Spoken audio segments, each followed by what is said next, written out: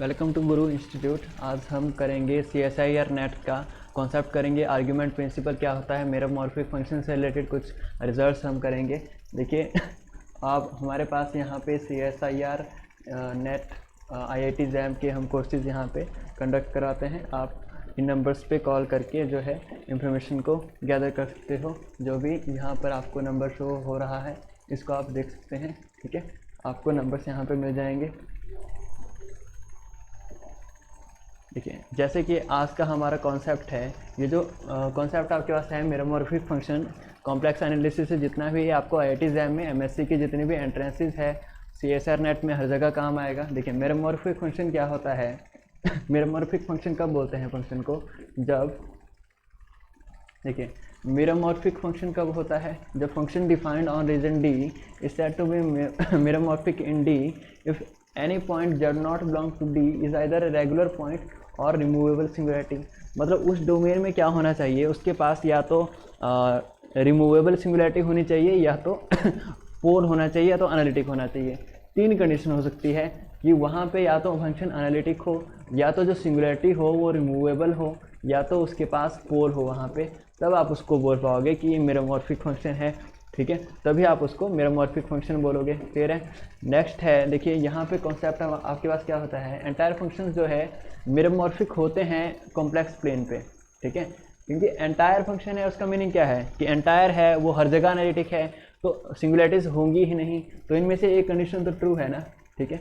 Analytic function है, अब removable हो या पोल ना हो नहीं हो ये दिक्कत नहीं है। मतलब अगर उसके पास सिंगुलरिटीज हों तो रिमूवेबल और पोल ही होनी चाहिए, अगर नहीं भी हो तब भी कोई दिक्कत नहीं है, आप उसको जो है मेरोमॉर्फिक फंक्शन कह सकते हो, ठीक है। तो बोला क्या है कि एंटायर फंक्शन मेरोमॉर्फिक फंक्शन होते हैं but converse is not true, इसका कन्वर्स ट्रू नहीं होता। For example f of z is equal to 1/z is meromorphic but not entire function, ठीक है। ये मेरोमॉर्फिक फंक्शन होता है बट एंटायर फंक्शन नहीं होता है। f of z is equal to 1/z, क्यों? देखिए f of 1/z is equal to 1/z, ये जो फंक्शन है इसके पास सिंगुलरिटीज किस तरह की है, एक ही सिंगुलरिटी है, पोल है इसके पास एट पॉइंट 0, ठीक है। ये मेरोमॉर्फिक फंक्शन है, पूरे के पूरे कॉम्प्लेक्स नंबर में इसके पास जो है ओनली क्या है, सिर्फ इसके पास क्या है यहाँ पर पोल ही होगा, ठीक है, 0 पर पोल होगा, तो ये मेरोमॉर्फिक फंक्शन तो है, ठीक है, बट एंटायर फंक्शन नहीं है, तो ये आपके पास ट्रू होता है। नेक्स्ट देखिए, a function is said to be meromorphic at infinity. देखिए इन्फिनिटी पर मेरोमॉर्फिक कैसे चेक करते हो आप, फाइनाइट पॉइंट्स पर तो कर सकते हो कि वहाँ पे चेक कर लीजिए कि पोल है या रिमूवेबल सिंगुलरिटी है। इन्फिनिटी पर चेक करने के लिए आपको फंक्शन को क्या करना पड़ेगा, एक नया फंक्शन कैलकुलेट करना पड़ेगा। मान लीजिए फंक्शन है आपके पास f of z is equal to z, आप क्या कीजिए वहाँ से f ऑफ 1/z कैलकुलेट कर लीजिए, f ऑफ 1/z कैलकुलेट कर लीजिए, और आपके पास जो फंक्शन होगा f ऑफ 1/z उसको gz मान लीजिए, और यहाँ से मान लीजिए 1/z अगर आ जाता है, वो अगर स्क्वेयर है तो z स्क्वेयर आ जाएगा। अब इसका आप चेक कर सकते हो यहाँ पे g ऑफ 1/z जो है मेरोमॉर्फिक है, और कहाँ पे चेक करोगे, एट पॉइंट 0, तो उसको आप इन्फिनिटी पर चेक करने की बजाय 0 पर चेक कर लीजिए। तो फंक्शन को इन्फिनिटी पर कैसे मेरोमॉर्फिक चेक करते हो, जो f ऑफ 1/z है उसको z इज इक्वल टू 0 पर चेक कर लीजिए, ये आपके पास रूल होता है, ये आपको पता होना चाहिए। सम और प्रोडक्ट ऑफ मेरोमॉर्फिक फंक्शन हमेशा मेरोमॉर्फिक होता है, ये आपको पता होना चाहिए। कोशेंट जो है मेरोमॉर्फिक फंक्शन का वो भी हमेशा आपके पास मेरोमॉर्फिक होता है। सिर्फ एक कंडीशन होनी चाहिए कि जो उसका कोशेंट है डिनोमिनेटर में जो भी आपके पास आ रहा है, डिनोमिनेटर में जो है आइडेंटिकली इक्वल टू 0 फंक्शन नहीं होना चाहिए, ठीक है, तब तो आप डिवाइड ही नहीं कर पाओगे। मतलब ऐसा हो सकता है कि कुछ ना कुछ जीरोज हो, मान लो इस तरह के फंक्शन हो सकते हैं, ठीक है, ये फंक्शन हो सकता है आपके पास मेरोमॉर्फिक, क्योंकि 0 तो है इसके, आयोटा और माइनस आयोटा 0 है, लेकिन हर जगह तो 0 नहीं है ना, तो हर जगह 0 नहीं होना चाहिए, बाकी क्वोशंट्स भी आपके मेरोमॉर्फिक बन जाते हैं अगर ये दोनों मेरोमॉर्फिक हो, क्वोशंट और डिनोमिनेटर और नोमिनेटर। क्लियर, तो इतना क्लियर होना चाहिए आपको। नेक्स्ट है, every meromorphic function in an open set D admits a representation as the quotient of two analytic function. देखिए हमने क्या पढ़ा कोई भी अगर मेरोमॉर्फिक फंक्शन हो और अगर ओपन सेट D में, ठीक है, ओपन सेट D में उसको रिप्रेजेंट किए जाए, तो आप उस फंक्शन को मान लीजिए f ऑफ z है, तो कोई ना कोई आप रिप्रेजेंटेशन ऐसी कर ही पाओगे कि quotient of two analytic function के रूप में आप उसको लिख पाओ, gz बाय hz, अब आप उसको लिख ही पाएंगे। ये यहाँ पे कह रहा है कि every meromorphic function in open set D एक ऐसी रिप्रेजेंटेशन के पास होगी ही होगी जिसमें वो कोशेंट ऑफ 2 एनालिटिक फंक्शंस आप उसको लिख पाओ, ठीक है। ऐसा होगा ही होगा अगर वो मेरोमॉर्फिक फंक्शन है। कुछ एग्जांपल लेते हैं, जैसे साइन जेड आपके पास है, this is not meromorphic function in D infinity. D infinity में मेरोमॉर्फिक नहीं होगा है। अदरवाइज अगर आप देखेंगे कि कॉम्प्लेक्स प्लेन में, फाइनाइट कॉम्प्लेक्स प्लेन में, ठीक है, सी इन्फिनिटी में नहीं होगा, लेकिन फाइनाइट कॉम्प्लेक्स प्लेन में अगर आप देखेंगे तो ये मेरोमॉर्फिक फंक्शन है। इसके पास या तो आपके पास यहाँ पे पोल नहीं, या इसके पास या तो किस तरह की सिंगुलरिटीज होंगी साइन जेड के पास, या तो इसके पास इसेंशियल सिंगुलरिटी हो जाएगी, या तो removable. It is entire function, तो रिमूवेबल ही हो सकती है किसी न किसी केस में ज़्यादा से ज़्यादा, बाकी एंटायर होगा है। बट इन्फिनिटी पे देखोगे तो इसेंशियल सिंगुलरिटी है इसके पास, तो ये तो मेरोमॉर्फिक फंक्शन नहीं है। तो इसको ज़रूरी नहीं है कि आप यहाँ पे जी जेड बाई क्यू जेड की फॉर्म में लिख पाओ, ठीक है। मेरोमॉर्फिक फंक्शन ज़्यादातर आपके पास जो ओपन यूनिट सेट में बनते हैं वो आपके पास रैशनल फंक्शन ही बनते हैं, इस तरह से बनते हैं आपके पास मेरोमॉर्फिक फंक्शन। जैसे ये हो गया Z square plus 1 minus Z over Z square minus 1, इस तरह के फंक्शन ही आप मेरोमॉर्फिक फंक्शन बोलते हो। और कोई भी मेरोमॉर्फिक फंक्शन हो ओपन डिस्क में, उसको आप इस रिप्रेजेंटेशन में लिख ही पाते हो, ठीक है। नेक्स्ट देखिए, एक meromorphic function on C with 2 periods which are linearly independent over R यहाँ पे होगा, ठीक है, linear independent over R is called a doubly periodic function और इलिप्टिकल फंक्शन, ठीक है। अगर फंक्शन के 2 से ज़्यादा पीरियड हो जाए, देखिए मान लीजिए ए आपके पास फंक्शन है साइन जेड, ठीक है, एक एंटायर फंक्शन है, ठीक है। इसका पीरियड क्या होता है आपके पास जेड, इसका पीरियड कहाँ पे होता है साइन जेड का, पाई पे, ठीक है, पाई पे इसका पीरियड होता है। अगर पाई पे है मतलब 2 पाई पे भी होगा, 3 पाई पे भी फंक्शन रिपीट करेगा, 4 पाई पे भी करेगा। लेकिन रियल में अगर आप देखो तो एक दूसरे के मल्टीपल है, ये इंडिपेंडेंट नहीं है, डिपेंडेंट है। लेकिन अगर इंडिपेंडेंट आपके 2 पीरियड आ जाए, मान लीजिए एक आपके पास 2 पाई आ गया, ठीक है, एक 2 पाई आ गया, एक कुछ और ही आ गया, लेट अस से एक पाई बाय 2 आपके पास फंक्शन का पीरियड आ गया, ठीक है, तो ये लीनियर इंडिपेंडेंट नहीं है, ठीक है। पाई बाय 2 या तो कुछ और, मान लीजिए ई आपके पास एक्सपोनेंशियल पीरियड आ गया उसका ई, तो फिर जो अगर 2 पीरियड एक फंक्शन के पास आ जाते हैं तो वो जो फंक्शन होगा उसको इलिप्टिकल फंक्शन कहते हो आप। वो जो फंक्शन होगा वो एंटायर फंक्शन नहीं हो सकता, ठीक है। एक ऐसा मेरोमॉर्फिक फंक्शन जिसके पास 2 इंडिपेंडेंट पीरियड हो, ठीक है, इंडिपेंडेंट पीरियड, ये ध्यान रखना है आपने ना। डिपेंडेंट तो बहुत सारे हो सकते हैं, अगर पाई है तो 2 पाई होगा ही होगा, 3 पाई होगा ही होगा, लेकिन इंडिपेंडेंट का मीनिंग है कि एक पीरियड से दूसरा नहीं आ रहा हो, कुछ अलग ही उनमें रिलेशन हो, ठीक है। तो उस केस में फंक्शन को आप बोलोगे doubly periodic function. As a definition आपने याद रखना है, एज ए डेफिनेशन आ सकता है, बाकी कॉन्सेप्ट जो है सिलेबस में नहीं है CSIR नेट के। नेक्स्ट देखिए, an elliptical function which is not constant has at least 1 pole and has periodicity infinitely many poles, ठीक है। ये क्या कह रहे हैं कि अगर एक इलिप्टिकल फंक्शन है जो नॉन कांस्टेंट है, उसके पास एक पोल होगा ही होगा, ठीक है, ठीक है। इलिप्टिकल फंक्शन है विच इज़ नॉन कांस्टेंट, और अगर एक पोल है उसके पास, then by periodicity infinitely many poles, ठीक है, उसके पास एक पोल होगा ही होगा। और पीरियोडिक है तो अगर रिपीट कर रहा है तो एक बार पोल आ गया तो बार बार आ ही रहा होगा, और डबली पीरियोडिक है तो इन्फिनिटली मैनी पोल्स होंगे। इसको भी आप एज ए रिजल्ट याद रख सकते हैं, क्लियर। नेक्स्ट देखिए, a meromorphic function in C can have only a finite number of poles in a bounded subset of D of C, ठीक है। अगर एक मेरोमॉर्फिक फंक्शन है, इसके पास फाइनाइट नंबर ऑफ पोल्स हो सकते हैं, फिर फाइनाइट नंबर ऑफ पोल्स हो सकते हैं bounded subset D of C में, ठीक है। देखो आपने क्या पढ़ा था, ये जो पोल होते हैं, मान लीजिए ये बाउंडेड सबसेट ऑफ C है, दिस इज D, तो इसके जो पोल आएंगे, हमने क्या पढ़ा था, पोल्स हमेशा आइसोलेटेड सिंगुलरिटीज़ होती हैं। और अब अगर आइसोलेटेड सिंगुलरिटी है तो आप यहाँ पे फाइनाइट नंबर ही बोल पाओगे। अगर इन्फिनाइट लगाने की कोशिश करेंगे, देखिए मान लीजिए हम यहाँ पे इन्फिनाइट पॉइंट्स लगाने की कोशिश कर रहे हैं, तो आपको एक पॉइंट पर कॉन्सेंट्रेट करना पड़ेगा, फिर वो आइसोलेटेड नहीं बच पाएगा, ठीक है। क्योंकि पोल जो है आपके पास आइसोलेटेड होते हैं, इसलिए फाइनाइटली मैनी पोल्स ही आ सकते हैं एक बाउंडेड सेट में। तो ये आपके पास रिजल्ट कह रहा है, और बहुत ही ऑब्वियस रिजल्ट है। नेक्स्ट देखिए, f इज एक एंटायर फंक्शन अगर है, और कहाँ पर, at z is equal to infinity, और सपोज कीजिए कि f के पास रिमूवेबल सिंगुलरिटी है, ठीक है। f के पास किस तरह की सिंगुलरिटी है, रिमूवेबल सिंगुलरिटी है, या तो पोल है, then either f is a constant function और a polynomial of degree equal to order of pole at z is equal to infinity. ठीक है, इस रिजल्ट को बहुत ही ध्यान से देखिएगा, काफ़ी बार यूज़ हो जाता है कि अगर आपके पास एक एंटायर फंक्शन है और इन्फिनिटी पर उसके पास रिमूवेबल सिंगुलरिटी है या पोल है, ठीक है, एफ जेड आपके पास है और इन्फिनिटी पर उसके पास या तो रिमूवेबल सिंगुलरिटी है या तो पोल है, ठीक है, तो वो फंक्शन जो होगा एक पोलिनोमियल ही हो सकता है अगर इन्फिनिटी पर उसके पास रिमूवेबल सिंगुलरिटी या पोल आए तभी। ठीक है, जैसे साइन जेड है, इसके पास इन्फिनिटी पर क्या है, एसेंशियल सिंगुलरिटी है, तो ये एक पोलिनोमियल नहीं है। ठीक है, this is not a polynomial. ठीक है, लेकिन ऐसे फंक्शंस जिनका z is equal to infinity पर पोल आए या तो रिमूवेबल सिंगुलरिटी आए, तो या तो वो कांस्टेंट होगा। कांस्टेंट कब होगा, जब रिमूवेबल सिंगुलरिटी होगी। ठीक है, और जब पोल आएगा उसके पास तो नेसेसरी है, ये ज़रूरी है कि वो पोलिनोमियल ही होगा। ठीक है, अगर इन्फिनिटी पर सिंगुलरिटी जो है पोल आ जाए फंक्शन के पास और वो एंटायर फंक्शन हो तो वो एक पोलिनोमियल ही होगा, इतना आपने ध्यान रखना है। नेक्स्ट देखिए, रैशनल फंक्शन क्या होता है।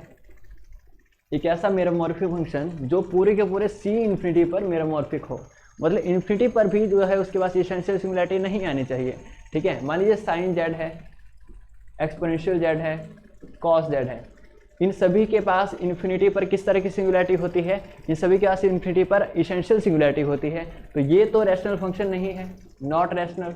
ठीक है, तो रैशनल फंक्शन किनको बोलेंगे, जिनके पास जो मेरोमॉर्फिक हो, मतलब पोल और रिमूवेबल सिंगुलरिटी हो सकती है पूरे के पूरे कॉम्प्लेक्स प्लेन में भी, और इन्फिनिटी पर भी पोल और रिमूवेबल सिंगुलरिटी ही हो सकती है, तब उनको बोलेंगे रैशनल फंक्शंस। ठीक है, ऐसे फंक्शन जिनके पास पूरे के पूरे कॉम्प्लेक्स प्लेन में और इन्फिनिटी पर ओनली पोल्स और रिमूवेबल सिंगुलरिटी ही आ पाएँ, उनको आप रैशनल फंक्शंस बोलेंगे, और उनको हमेशा आप पोलिनोमियल्स के क्वोशिएंट में लिख पाएंगे, p z by q z आप उनको लिख पाएंगे। क्लियर है, इतना क्लियर होना चाहिए। उनको हमेशा p z by q z की फॉर्म में आप लिख पाते हो, उनको रैशनल फंक्शन कहा जाता है। ठीक है, इतना क्लियर होना चाहिए। नेक्स्ट देखिए, कुछ इंपॉर्टेंट थ्योरम्स है। अगर आपके पास एक मेरोमॉर्फिक फंक्शन है कॉम्प्लेक्स नंबर्स में, तो अब एक ऐसा नेचुरल नंबर अगर आपके पास एग्जिस्ट करे और m भी एग्जिस्ट करे, किसके लिए, r ग्रेटर देन 0 के लिए, अगर ये इनइक्वालिटी ट्रू हो जाए। ठीक है, क्या ट्रू हो जाए कि f ऑफ z का जो मॉडुलस है, ठीक है, वो लेस देन और equal to m z raise to power n आ जाए। ठीक है, ऐसा m एग्जिस्ट करना चाहिए।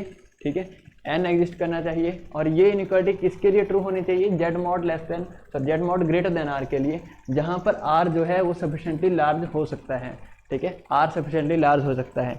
अगर सफिशेंटली लार्ज r के लिए z mod greater than r के साथ में ये आइडेंटिटी ट्रू हो जाए और यहाँ पे ये फंक्शन मेरोमॉर्फिक फंक्शन हो, तो फिर ये जो है मेरोमॉर्फिक फंक्शन एक्चुअली रैशनल फंक्शन ही होगा। ये आइडेंटिटी बता रही है। मान लो आपको इस तरह से गिवन है कि f ऑफ z का modulus is less than 3z mod इस रेज़ टू पावर n, तो ये क्या इम्प्लाई करेगा कि एफ जेड जो होगा वो आपके पास यहाँ पे मेरोमॉर्फिक फंक्शन होगा, मतलब उसको p z by q z की फॉर्म में आप लिख ही पाओगे। ठीक है, अगर किसी क्वेश्चन में इस तरह की कोई स्टेटमेंट दी है और बोला है कि एफ मेरोमॉर्फिक फंक्शन है, तो फिर ये रैशनल फंक्शन ही होगा।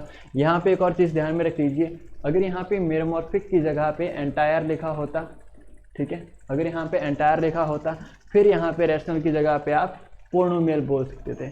ठीक है, पोलिनोमियल। ठीक है, अगर यहाँ पे सेम कंडीशन दी हो और इसको एंटायर फंक्शन बोला हो, तब इसको सिंपली एफ जेड को आप किसी पोलिनोमियल की तरह लिख पाओगे, पी जेड ही होगा, ये कोई ना कोई पोलिनोमियल ही रहेगा। क्लियर है, इतना क्लियर होना चाहिए आपको।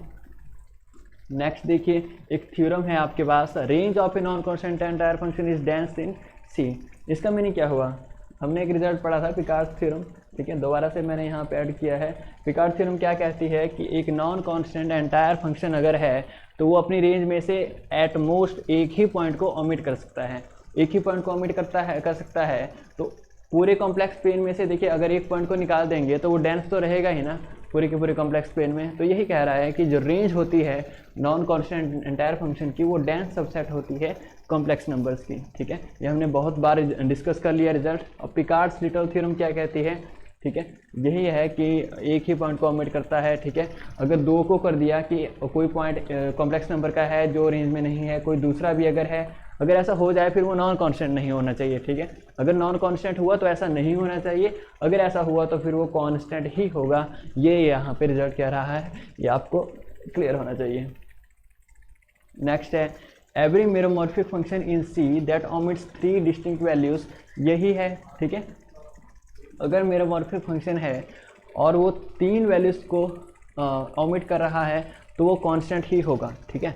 देखो मेरोमॉर्फिक फंक्शन अगर है, देखें एंटायर और नॉन कांस्टेंट के लिए हमने क्या बोला है कि एटमोस्ट एक ही वैल्यू को ओमिट कर सकता है, ठीक है। लेकिन अगर मेरोमॉर्फिक होगा फिर भी वो सिर्फ 2 को ही ओमिट कर पाएगा। अगर 3 को ओमिट कर रहा है, ठीक है, 3 को ओमिट कर दे फिर वो कांस्टेंट हो जाएगा। पिकार्ड थ्योरम की तरह ही एक और थ्योरम है, इसको आप याद रख सकते हैं एज अ कोरोलरी, ठीक है। क्या कह रहा है कि अगर मेरोमॉर्फिक फंक्शन है सी पर और किन्हीं 3 वैल्यूज को ओमिट कर दे तो फिर वो कांस्टेंट होगा। मीनिंग क्या हुआ कि एटमोस्ट 2 वैल्यूज को ओमिट कर सकता है, वो बहुत इंपॉर्टेंट रिजल्ट है। एटमोस्ट 2 वैल्यूज को ओमिट कर सकता है कौन? मेरोमॉर्फिक फंक्शन ऑन सी। अगर ये एंटायर होता तो एक ही को कर सकता था, ठीक है। बहुत ही इंपॉर्टेंट रिजल्ट है, इसको ध्यान रखिएगा। नेक्स्ट देखिए पिकार्ड्स ग्रेड थ्योरम, ये क्या कहती है? ये आपके पास रिजल्ट देती है जब आपके पास एक एसेंशियल सिंगुलैरिटी हो Z0, ठीक है। एसेंशियल सिंगुलैरिटी हो किसी फंक्शन की, उस वक्त ही आपको रिजल्ट काम आएगा, ठीक है। ये क्या कहती है कि जो एसेंशियल सिंगुलैरिटी है, मान लो Z0 पर एसेंशियल सिंगुलैरिटी है तो आप f ऑफ Z0 पर जाओ। f ऑफ Z0 मान लीजिए ये वाला पॉइंट है, इस पॉइंट के अराउंड आपको ऐसा नेबरहुड, डेल्टा नेबरहुड ऐसा मिल ही जाएगा जो पूरे के पूरे कॉम्प्लेक्स पेन में डेंस हो, ठीक है। पूरे के पूरे कॉम्प्लेक्स पेन में जो डेंस हो, ठीक है। मतलब ये जो इमेज आएगी इसका छोटा से छोटा नेबरहुड भी पूरे के पूरे कॉम्प्लेक्स पेन के पॉइंट्स के नज़दीक हो सकता है, इतना ज़्यादा ये एसेंशियल सिंगुलैरिटी कर देती है। फॉर एग्जांपल आपके पास एग्जांपल है 1/z, ठीक है। z इज इक्वल टू 0 पे एसेंशियल सिंगुलैरिटी है, तो z इज इक्वल टू 0 पे देखिए क्या होगा इसके बाद e raise to power 1/z किस तरह का हो जाएगा, e raise to power infinity, ठीक है। आयोटा भी कह सकते हैं, ठीक है। तो ये क्या होगा, e raise to power z limit as z approaches to infinity, ये तो एग्जिस्ट नहीं करता क्योंकि iota x plus iota y होता है और कॉस और साइन की लिमिट एग्जिस्ट नहीं करती, तो इसकी भी नहीं करेंगी, ठीक है।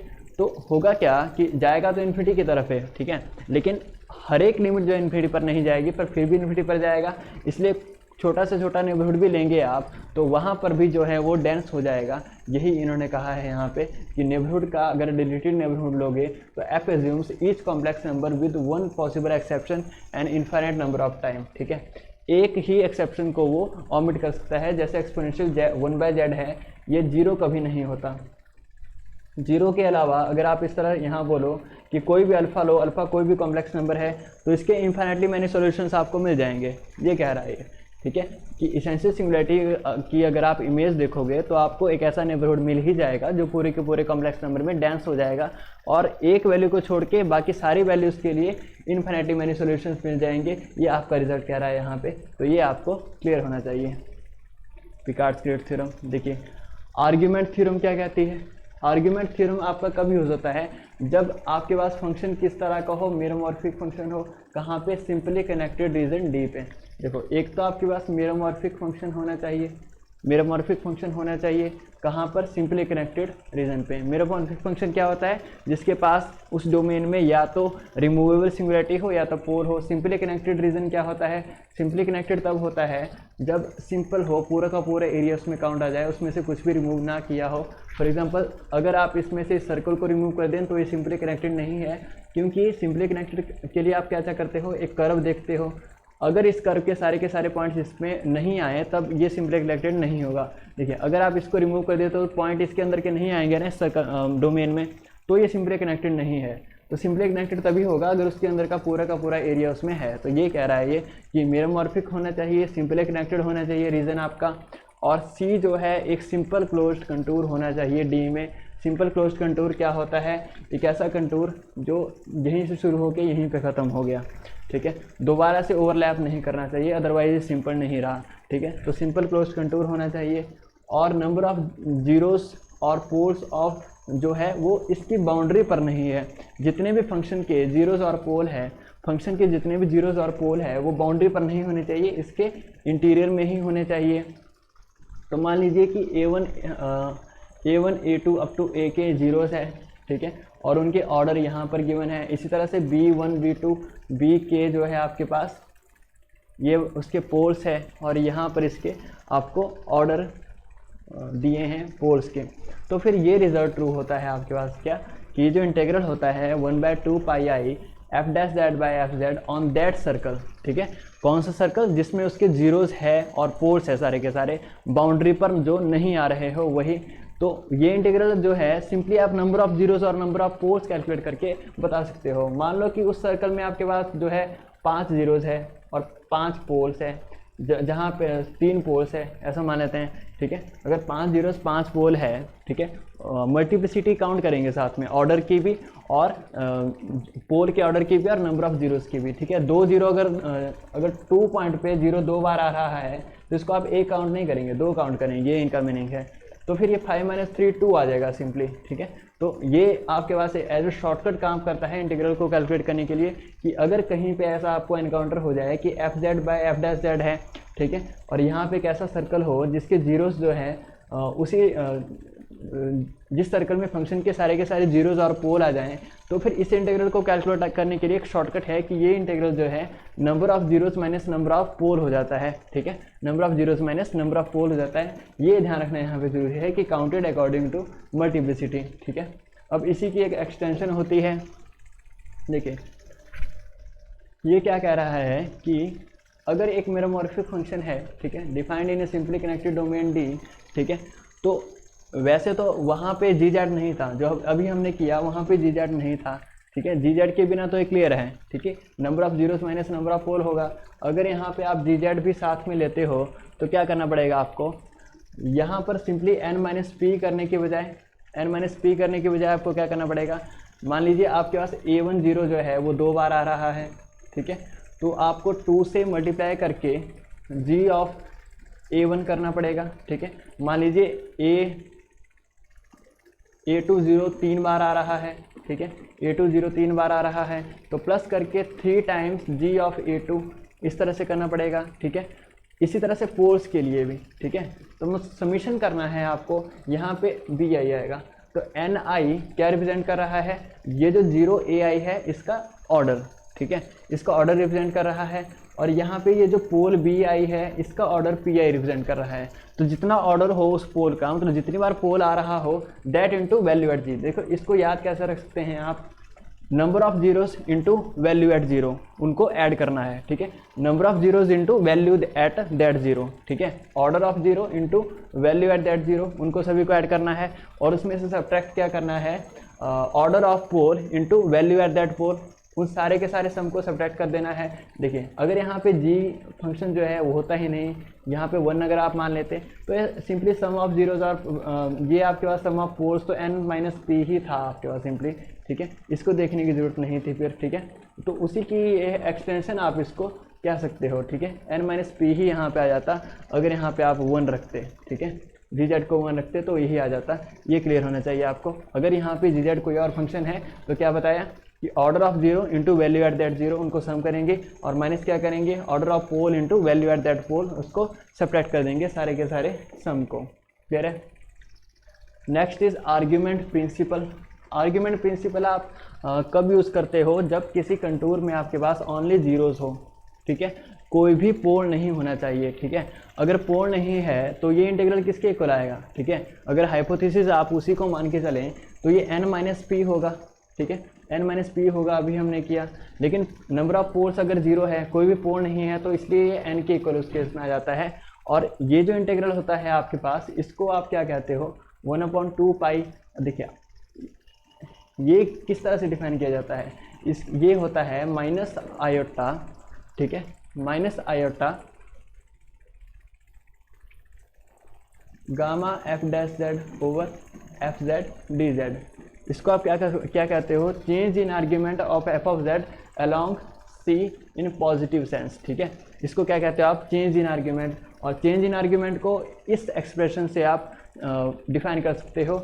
और कैसे डिफाइन करते हो आप इसको, 2 पाई टाइम्स नंबर ऑफ जीरोस, ठीक है, 2 पाई टाइम्स नंबर ऑफ जीरोस। यहाँ से भी आप देख सकते हो ये किसके इक्वल होता है, again change in argument along this curve, किसके आर्ग्यूमेंट में, एफ ऑफ जेड के आर्ग्यूमेंट में, ठीक है। इसको दो तरीके से डिफाइन कर सकते हो, या तो minus iota of F dash z by f Z कर लो, ठीक है, डी जेड कर लो, या तो ऐसे देख लो।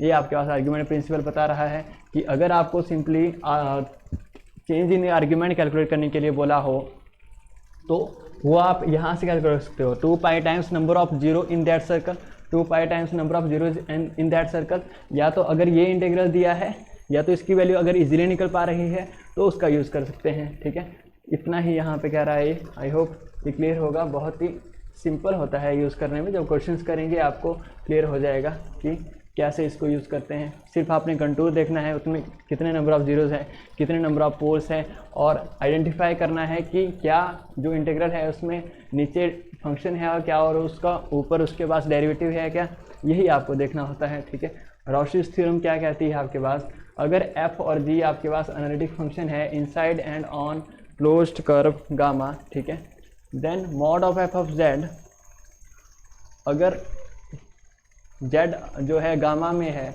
Mod of f of z जो है अगर इस तरह से हो, यहाँ पे लिखने में टाइपिंग मिस्टेक है, mod of f of z greater than equal to mod of gz, ऐसा होना चाहिए आपके पास। ठीक है, अगर f ऑफ z का जो मॉड है वो gz के मॉड से ग्रेटर है, ठीक है, for all z belongs to d gamma.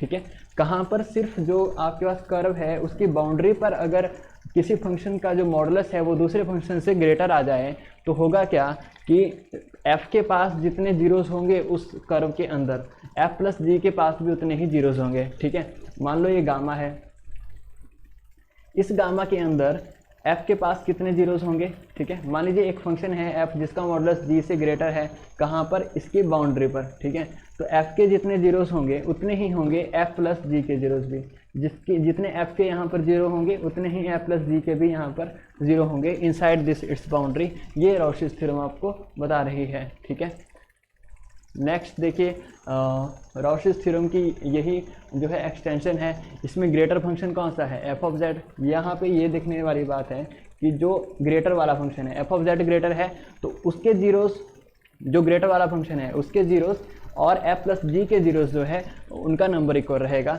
ना कि लेस वाले का। तो यहाँ पे अगर आप देखेंगे तो ग्रेटर कहाँ पे लगा है, देखिएगा ग्रेटर f ऑफ z पे लगा है, तो f ऑफ z के जितने जीरोस होंगे कर्व में उतने ही होंगे जो छोटा वाला है, छोटा वाला यहाँ पे ये है, तो f plus g minus F के भी, ये तो g ही आ गया।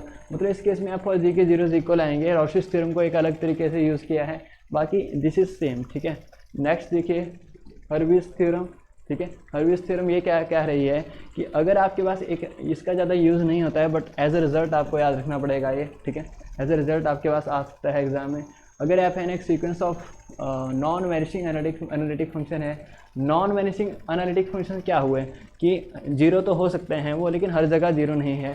ठीक है, मतलब ये किस तरह के फंक्शन है जो कहीं पर भी वैनिश नहीं हो रहे हैं, ये ध्यान रखिएगा। नॉन वैनिशिंग का मीनिंग है कि डोमेन में किसी भी पॉइंट पर वो जीरो नहीं हो रहे हैं। ठीक है, अगर इस तरह के फंक्शन की एक सीक्वेंस है और एफ एन जो है यूनिफॉर्मली कन्वर्स करता है for every compact subset of D, अगर यूनिफॉर्म कन्वर्जेंट करता है, जो उसका जो लिमिट आएगी फंक्शन की, देखिए एक सीक्वेंस ऑफ फंक्शन है और ये नॉन वैनिशिंग है और यूनिफॉर्मली जो है इसमें एनालिटिक फंक्शन गिवन है। ठीक है, एक सीक्वेंस ऑफ फंक्शन है, नॉन वैनिशिंग एनालिटिक फंक्शन इसमें गिवन है सीक्वेंस में, तो इसकी जो लिमिट आएगी या तो वो आइडेंटिकली इक्वल टू जीरो आएगी। ठीक है, ये किस तरह के फंक्शन है, एनालिटिक और नॉन वैनिशिंग, तो इसकी जो लिमिट आएगी या तो वो आइडेंटिकली इक्वल टू जीरो होगी या तो कहीं पर भी जीरो नहीं होगी। दो कंडीशन हो सकती है, अगर एक सीक्वेंस है आपके पास जो एनालिटिक फंक्शन की सीक्वेंस है, ठीक है, और नॉन वैनिशिंग उसमें फंक्शन है, तो जो उसकी लिमिट आएगी या तो वो पूरा का पूरा function identically equal to zero होगा या तो किसी भी पॉइंट पे जीरो नहीं होगा। ये आपके पास हर्विस थ्योरम कह रही है। ठीक है, नेक्स्ट इसी के जैसी एक और थ्योरम है कि मान लीजिए एफ एन जो है एक सीक्वेंस ऑफ एनालिटिक फंक्शन है और एफ एन जो है एफ को अप्रोच कर रहा है, सेम ही कंडीशन है, और यूनिफॉर्मली अगर ये कन्वर्स कर रहा है। ठीक है, यहाँ पर भी यूनिफॉर्मली कन्वर्स था। यहाँ पे कॉम्पैक्ट सबसेट का आपको ध्यान रखना जरूरी है कि जो डोमेन है वो कॉम्पैक्ट होने चाहिए। ठीक है, तब क्या है, अगर आपके पास एफ एन जो है 1 1 है डी में, ठीक है, अगर 1 1 है तो जो एफ होगा आपका या तो वो कांस्टेंट ही होगा या तो एफ भी 1 1 होगा। देखिए इन दोनों थ्योरम्स में डिफरेंस समझिए। जो हर्विस थ्योरम है वो क्या कह रही है कि एफ एन एक सीक्वेंस है, ये किस तरह की सीक्वेंस है, इसमें सारे के सारे फंक्शन एनालिटिक फंक्शन होने चाहिए, एनालिटिक फंक्शन होने चाहिए, नॉन वैनिशिंग होने चाहिए, और ये कन्वर्जेंस यूनिफॉर्म होने चाहिए, और ये कॉम्पैक्ट सेट पे डिफाइन होने चाहिए। इतनी सारी कंडीशंस है। उसके बाद ये जो f आएगा या तो ये आइडेंटिकली इक्वल टू जीरो होगा या तो कहीं पर भी जीरो नहीं होगा। और दूसरी वाली थ्योरम आपकी क्या कह रही है, ये जो सीक्वेंस है एफ एन, ठीक है। ये जो है f को कन्वर्स करें किसी भी रीजन D में कॉम्पैक्ट सबसेट जो होगा, और किसी भी रीजन D के कॉम्पैक्ट सबसेट में अगर ये यूनिफॉर्मली कन्वर्स करे और ये एनालिटिक फंक्शन है, ठीक है, अगर ये जो जिनके आप लिमिट ले रहे हो अगर वो 1 1 है, ठीक है, तो इसकी लिमिट भी 1 1 होगी, ठीक है। ज़रूरी है कि ये भी 1 1 ही हो अगर सीक्वेंस जो है एनालिटिक फंक्शन की है और कन्वर्जेंस यूनिफॉर्म है और यहाँ पे एक कॉम्पैक्ट सबसेट है डोमेन का गिवन, ठीक है। अगर ये 1 1 नहीं होगा फिर ये कांस्टेंट ही हो सकता है, दूसरा कोई भी कंडीशन आपके पास नहीं हो सकता। ये थ्योरम कह रही है, मतलब आपके पास अगर कहीं पर भी fn एक सीक्वेंस हो और f को अप्रोच कर रहा हो, साथ में एनालिटिक फंक्शन हो, कन्वर्जेंस यूनिफॉर्म हो, ठीक है, ये एनालिटिक फंक्शन हो, कन्वर्जेंस यूनिफॉर्म हो और कॉम्पैक्ट सेट D के किसी कॉम्पैक्ट सेट पे डिफाइन किया हो, तो अगर ये 1 1 है तो ये भी 1 1 होगा, ठीक है। अगर ये 1 1 है तो ये भी 1 1 होगा, और अगर मान लो किसी केस में नहीं हुआ फिर ये कांस्टेंट ही होना चाहिए पूरे तरीके से, ठीक है, एक ही पॉइंट पे जाना चाहिए। फिर इस तरह के फंक्शन नहीं हो सकते। नॉन कांस्टेंट जो है, मतलब ये नॉन कांस्टेंट और नॉट 1 1 नहीं हो सकता, ठीक है। अगर ये कांस्टेंट होगा ऐसा हो सकता है, लेकिन अगर कांस्टेंट नहीं होगा तो फिर 1 1 ही होगा एफ बी। ये आपका रिजल्ट यहाँ पे कह रहा है। आई होप ये आपको क्लियर हुआ होगा। तो ये था हमारा आज का लेक्चर। बाकी नेक्स्ट लेक्चर में कुछ क्वेश्चंस करेंगे इसके। Thank you so much.